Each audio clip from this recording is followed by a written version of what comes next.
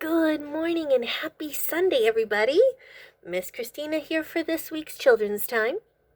Now is the time for the children to come forward. I have a very special Children's Time for you today. May involve a little storytelling. Now, today's going to be chock full of tying into lots of different things. Today is Scouting Sunday, so we're going to honor our scouts and talk about the things that they do every day and things that they really have to focus on. We're going to focus on music and storytelling, and we're going to focus on celebrating the end of Black History Month, which is this month of February. So, are y'all comfy, cozy, and ready for a little bit of history telling time? All right, like I said, today we are honoring big parts of our country's history. The Boy Scouts of America, right? And we are going to honor Black History Month, which takes the month to really, really honor the incredible contribution of the African American culture to our overall American culture. They have contributed so much, for example, to the world of music and dance. So we're going to focus on that today. And through that culture, we also learn a lot about perseverance, hope, faith, things that we talk about here all the time, keeping the hope, persevering forward. Same thing with the Boy Scouts. The Boy Scouts push forward and persevere through different difficult tasks they might have, okay? And another big important thing that we're going to talk about today is rule following, okay? For example, the Scouts, when they're learning to build a fire, to cook, or set up a tent, or build something, whoa, you definitely have to follow the rules for that, right? Rules are important. We've discussed that a lot recently. So we're going to continue on our rule streak today and find out how it applies to even Black history, to music, and things like that. And I'm going to share the story behind a very special song in our nation's history, okay? Follow the Drinking Gourd. Do you guys know this song? Follow the drinking gourd, follow the drinking gourd, for the old man is a-waiting for to carry you to freedom if you follow the drinking gourd. That tune ring a bell to you? Ah, well, if you do, you may know that there's a basic overall code to the song. This song, in our nation's history, saved lives, gave directions, and in the end is a flat-out map of helping the slaves get to freedom here in the North and into Canada. Okay, so we're going to explore the roadmap today.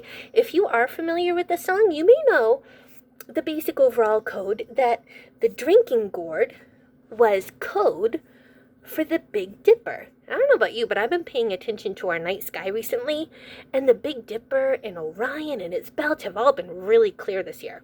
I've really enjoyed it. But you might know that the drinking gourd was code for the Big Dipper, and it was code to follow the Big Dipper north, because the Big Dipper actually points to the North Star. We can tie in astronomy too. So you follow the Big Dipper north to freedom is the basic code of this whole song. But I'm going to read you the story, and you're going to find out how much of a map this was. I'm going to start off telling you a little story about someone named Peg Leg Joe. He was a real man back in the 1800s, and he was a sailor, and sure enough, he had a peg leg. And what he did is he went to a bunch of plantations down south and said to the owners of the plantation, I'll work for you. I'm going to work for you. I'm going to I can fix that barn door for you. I can fix that well. I can, all of these little handyman things around the plantation. So he would hire himself out to the plantation workers, and then at nighttime, when the work was done, he would teach the slaves this song to help them to freedom. Let's have a little story time. Follow the drinking gourd. Now, a drinking gourd is actually a hollowed out squash, hollowed-out gourd that you would gather water from and drink from, okay? So to a slave owner, hearing this song, they would have no idea that this was a map. It was a whole secret code. Our story begins. Long ago, before the Civil War, there was an old sailor called Peg-Leg Joe who did what he could to help free the slaves. Joe had a plan. He'd use a hammer and nail and saw and work for the master, the man who owned slaves on the cotton plantation. Joe had a plan. At night, when work was done, he'd teach the slaves a song that secretly told the way to freedom. Just follow the drinking gourd, it said. When the song was learned and sung all day, Peg-Leg Joe would slip away to work for another master and teach the song again. One day, a slave called Molly saw her man James sold to another master. James would be taken away, their family torn apart. Just one more night together. A quail called in the trees that night. Molly and James remembered Joe's song. They sang it low. When the sun comes back and the first quail calls, follow the drinking gourd, for the old man is a-waiting for to carry you to freedom if you follow the drinking gourd. They looked to the sky and saw the stars. Now, when the sun comes back and the first quail calls, that was signal, wait for spring. When there's no more snow and cold, that's the safe time to travel.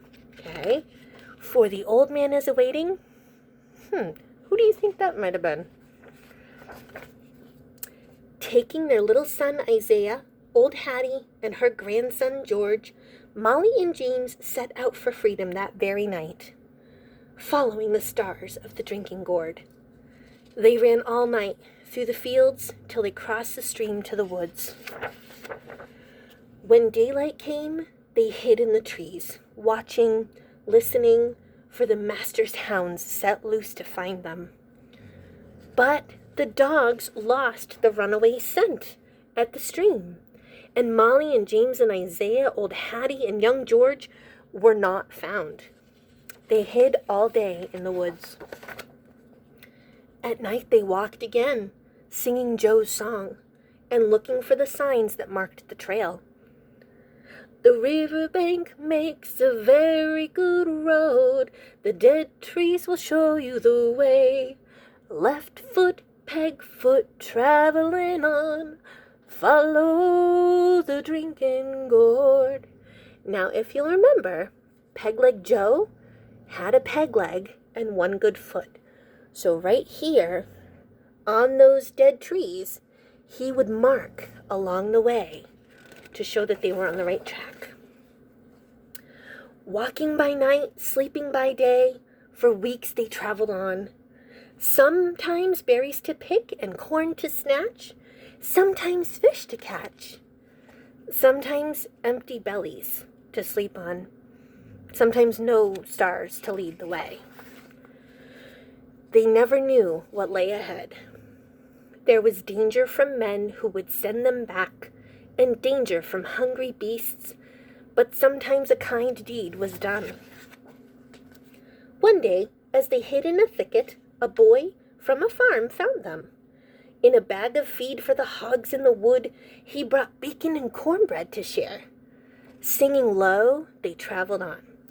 The river ends between two hills. Follow the drinking gourd. There's another river on the other side. Follow the drinking gourd. So, again, more of a map. The river that stops between two hills, but keep going over. Keep going. There's another river on the other side. Okay? Now, they were symbols for the different rivers along the way. The Tombigbee River, the Tennessee River, and the massive Ohio River. You'll find out. On and on, they followed the trail to the river's end, right there. From the top of the hill, they saw their new path and another river to lead them beneath the stars to the freedom land. The drinking gourd led them on. The song was almost done. When the great big river meets the little river, follow the drinking gourd, for the old man is a-waiting for to carry you to freedom if you follow the drinking gourd. Almost there. Then they climbed the last hill. Down below was Peg-Leg Joe, waiting at the wide Ohio River to carry them across. For the old man is a-waiting for to carry you to freedom. Who's the old man? Peg-Leg Joe. Their spirits rose when they saw the old man. Molly and James and Isaiah, old Hattie and George ran to the shore. Under a starry sky, Joe rowed them across the wide Ohio River. He told them of hiding places where they would be safe. A path of houses stretched like a train on a secret track leading north to Canada. He called it the Underground Railroad. You may have heard about that. It carried riders, or the slaves, to freedom. The first safe house stood on a hill. The lamp was lit, which was another signal that it was safe to come. Ragged and weary, they waited while Joe signaled low with the hoot of an owl. Then the door opened wide to welcome the freedom travelers. They were rushed through the house to the barn, for the farmers knew the slave catchers were near. A trap door in the floor took them under the barn to hide till it was safe to move on. There are a lot of houses around still like that today. From the 1800s, you'll find like trap doors in places hidden that were part of the Underground Railroad, where the slaves were hidden and kept safe. Then Peg-Leg Joe went back to the river to meet others who had followed the drinking gourd. He did this a lot of times. With the danger still near, too close for ease, the farmer sent the 5 travelers on. He drew a map that showed the way north on the midnight road to the next safe house, just over 2 hills. This time, James called the signal, a hoot like an owl, that opened the door to a Quaker farm. Quaker is our region. We're in the Quaker region, so they've made their way north. The travelers were led to a secret room, hidden behind shelves now. They rested here for many days and healed their wounds. Soft beds, full meals, new clothes, hot baths washed away some fear and pain. Isaiah smiled. When they were strong, they traveled again, from house to house on the Underground Railroad, still following the drinking gourd north. Sometimes they traveled on foot, sometimes by cart. The wagon they rode near their journey's end carried fruit to the market and runaway slaves to freedom. At last they came to the shores of Lake Erie. So we're up at the Finger Lakes now, and we're up on the border of Canada, right?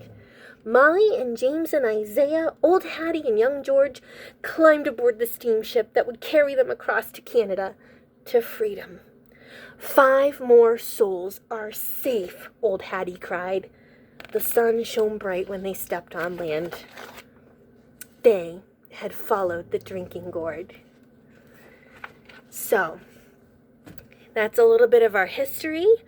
The importance of following rules, we've talked about it as relating to following the life rules of God and Jesus' teachings. We've talked about rules in our own lives. We've learned the Scouts need to follow rules. And if we hadn't followed the rules, if we don't help others, we can't move forward and persevere through tough times. We're even in a tough time right now. And that's why it's important we help each other and acknowledge our past, whatever it may be. Acknowledge, hold on to the past, and learn from it to move on, right? This may not be a pretty past, but we have definitely learned from it, and we are working to help each other and move forward. So anytime there's a hard time, we need to help each other and be aware of our past, learn from it, and follow the rules that will help everybody have a happy equal life. All right? Hope this gives you a little insight into the way I think of Black History Month and the way we celebrate and honor it and learn from our history, and how we can appreciate the Scouts' history and them teaching us what they know about following rules and helping people. They help people all the time too. We've learned a lot today, and we have a lot we can learn from this particular Sunday. All right? Let us pray. Dear God, thank you for being our drinking gourd and for showing us the way always. And all God's children say, Amen. See you next week.